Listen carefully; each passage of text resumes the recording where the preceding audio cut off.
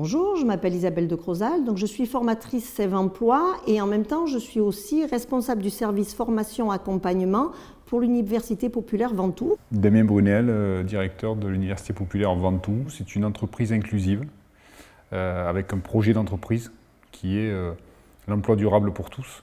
Nous sommes une centaine de salariés à l'instant T, dont à peu près 2/3 bénéficient de contrats d'opportunité. Vous avez complètement revu le champ lexical de l'IAE. Pourquoi ? Les mots ont un sens et je peux attester que selon le mot qu'on utilise, la dynamique qu'on va donner et l'impulsion qu'on va donner à l'équipe ne va pas du tout être la même. Déjà, nous, on ne parle jamais d'insertion, parce que c'est un mot qui ne convient pas à ce qu'on fait. Et c'est souvent, ça a souvent une connotation négative. Ça ne met pas les gens dans de bonnes dispositions. Ça ne met pas non plus les salariés qui sont dans les structures, ça les stigmatise aussi de la même façon. Je suis dans le social, je suis dans l'insertion, vous voyez, on a toujours tendance à regarder ça un petit peu, voilà, allez, comme on dit chez nous, les pauvres peu chers. Si je me présente moi en tant que directeur d'une entreprise de 100 salariés, l'entreprise qui recrute en face ne va pas déjà me regarder de la même manière et du coup ne va pas regarder les salariés de l'équipe de la même manière. Donc on augmente les opportunités selon les termes qu'on utilise et déjà comment on se présente effectivement en un mot, ça a du sens et ça a déjà un impact sur la suite des événements. Et changer de vocabulaire, ça change quoi ?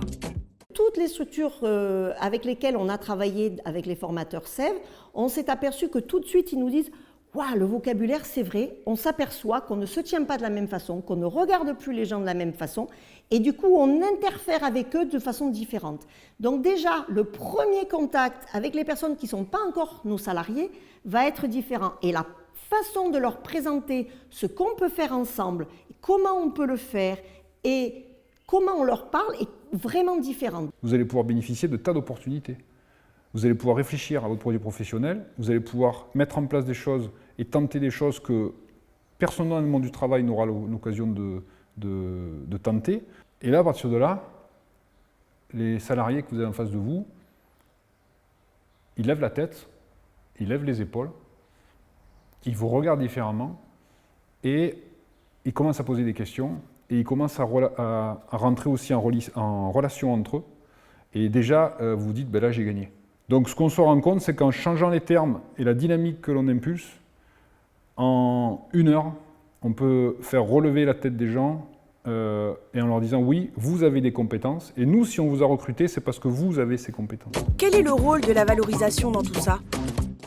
Pour donner envie, pour motiver les gens, il faut les valoriser. Nous, on a souvent des personnes qui n'ont jamais entendu quelque chose de positif sur eux-mêmes, qui n'ont même pas un regard positif sur eux-mêmes. Mais déjà, s'ils prennent conscience de ce qui est bien chez eux, de ce qu'ils font de bien, de leurs atouts, de leurs compétences, on a déjà énormément avancé sur l'accompagnement. La personne prend de plus en plus confiance et du coup, elle se révèle plus à vous. Du coup, elle dit des choses plus personnelles, elle avoue plus de choses et on peut travailler vraiment sur le fond sans avoir de non-dit, sans avoir de zones qu'on n'a pas osé explorer.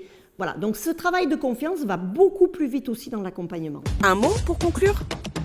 Donc si on veut arriver à notre objectif, qui est l'emploi durable pour tous, les termes utilisés font partie des conditions à réunir pour y arriver.